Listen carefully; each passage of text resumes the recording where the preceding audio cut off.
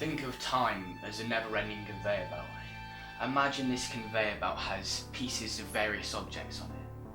These pieces represent points in time. Now, imagine you had the chance to take one of these pieces and change a certain event from ever happening, or change the destined path of an event, or in our case, a person.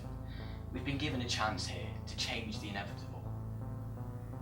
But in this instance, there are 3 conveyor belts, right? Yes, of course, that's what's so perplex about time.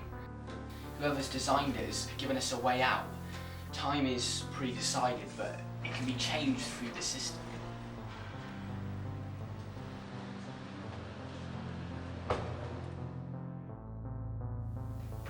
Okay, continue.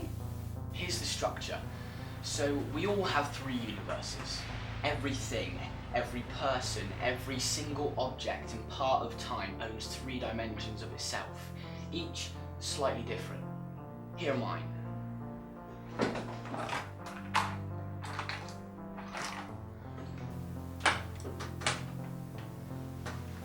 On the right here, we have the first dimension. This is the dimension in which we live in. In the middle, we have the second and the third on the left. As you can see, each pen/dimension starts off running individually in its own path. But tomorrow, at precisely 1:30, these will bond.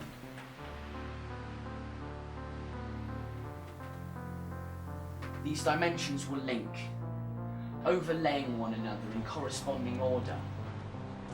But unfortunately, only 2 of the 3 are able to bond, because adding a third would make the structure extremely unstable and dangerous. So, the first is sacrificed. Our dimension comes crashing in towards it, shattering.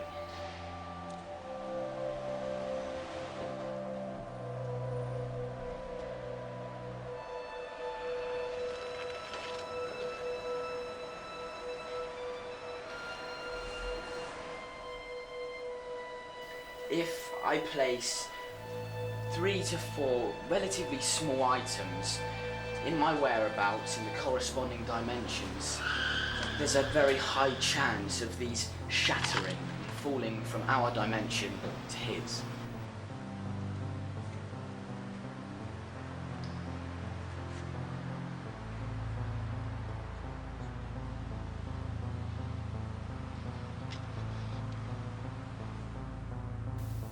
But why are these objects important? I mean, what could this thing be? You're in danger, so follow my exact times and instructions if you want to live. I'm not sure, maybe if these things could help guide me into altering the future and avoiding death so that I could proceed with my work on the theory afterwards. Right. A series of notes, for example. That may work.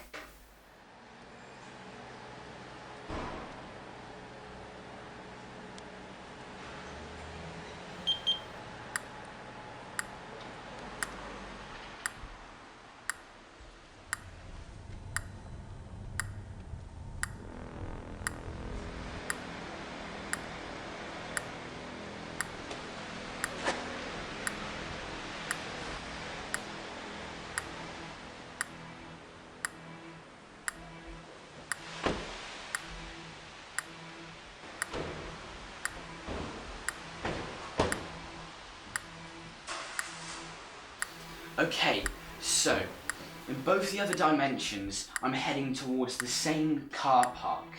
There's one last space on the 2nd floor. For some unknown reason, my second self spots this, but the third does not, making him have to park on the 3rd floor. This happens just before the time of the bond at 1:30, allowing their paths to separate before they overlay one another, meaning they duplicate. Okay guys, let's go.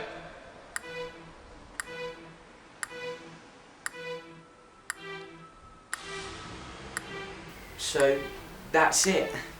All there's left to do now is decide our objects and finalise the plan. This is it. Our final last few hours. Kinda weird, huh? The end of the world. Well, ours. Yeah, I guess.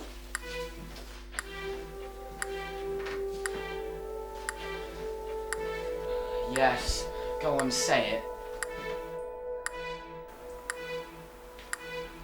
Let me just say, this is incredible. It really is, but What?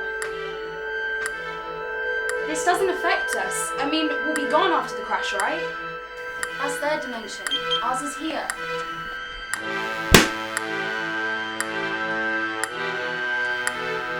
But don't you understand? I've studied this my whole life. I was born to find and solve this, and this is the only chance I have at doing that, and I'm not letting that go to waste. Even if that means it not being me, but him instead. This is the answer to all our questions, Bree. This could lead to so much more. I just want some recognition, that's all.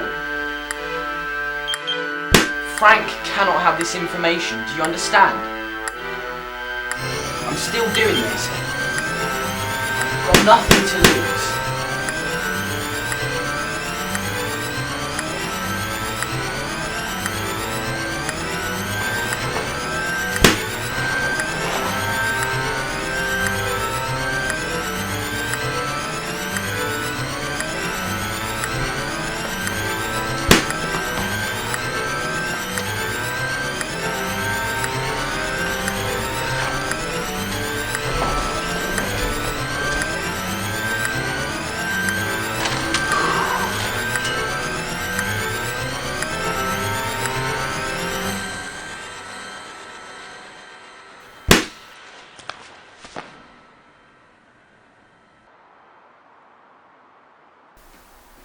Okay, I get it. Frank and his men won't be long now. I have to be quick.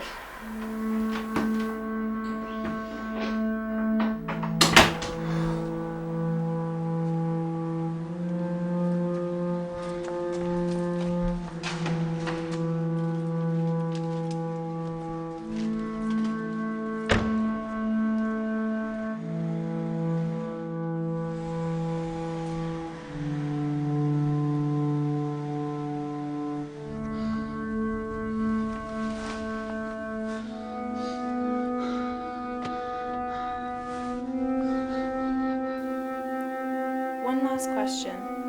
What happens when we go? Everything. Our existence. We'll become lost, wandering aimlessly among the stars. We become shards of time swirling in a never-ending darkness. Lost pieces to a puzzle. The most genius puzzle ever assembled. Time.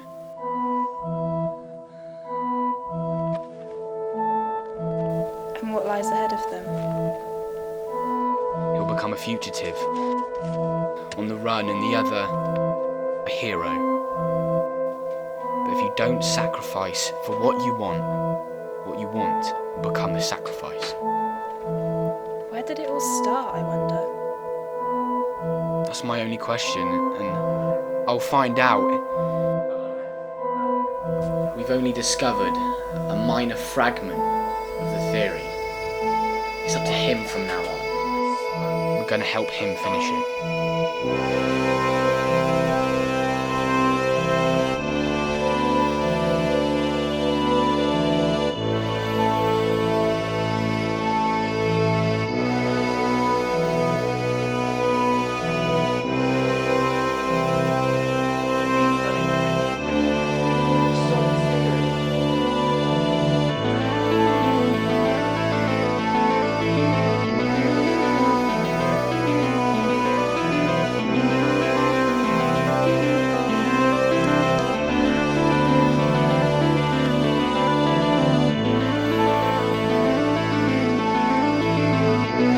They do not feel what you feel. do not see what you see. They do not do as you do, but yet they're walking right next to you.